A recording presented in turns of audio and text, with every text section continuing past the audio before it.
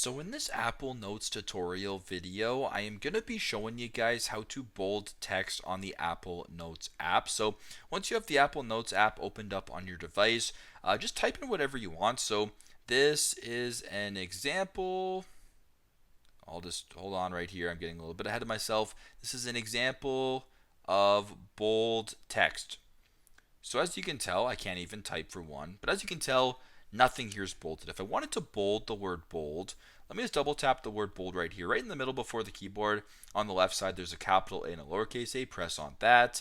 Then where it says format right here, there is that B that is bolded. Press on the B right here, then press on done. Then all of a sudden, the word that you selected is now bolded. So very simple, very straightforward, but that is how to bold text on the Apple Notes app. Thanks again for watching, and I hope this video helps.